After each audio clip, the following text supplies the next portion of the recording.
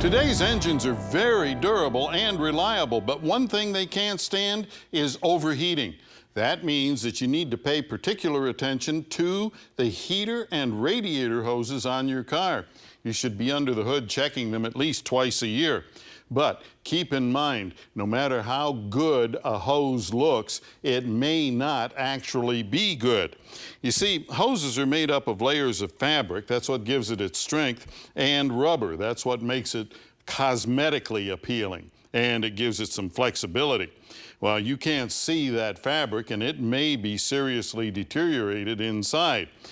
Like we have over here. This hose looks to be practically new, but we cut it apart because it had some age on it, and here's what we found. The inside of it is literally falling apart.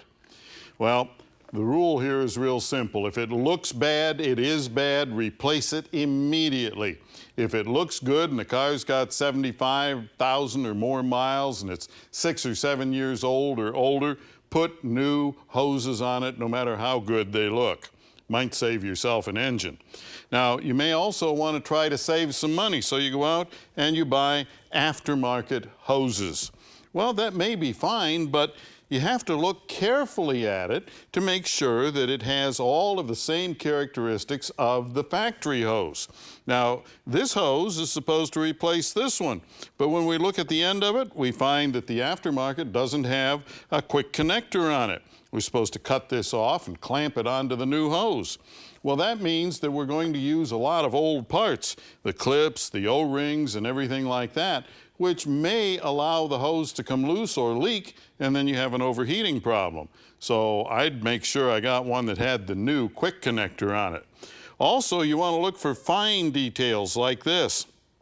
We look at this factory hose, there's a little clamp on it, and there's a bulge in the hose. That's because there's a restrictor inside this hose that slows the flow of coolant into the heater core.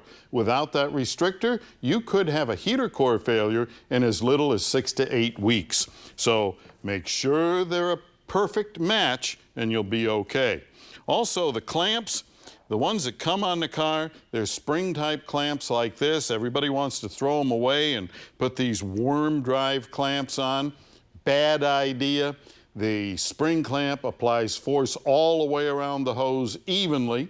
The worm drive does not. It has a pressure point right here under the screw in it, and that's especially bad on things like radiator necks, which are made out of plastic.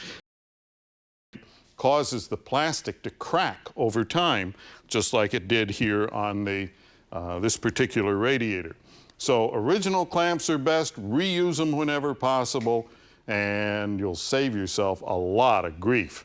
And if you have a question or comment, drop me a line right here at MotorWeek.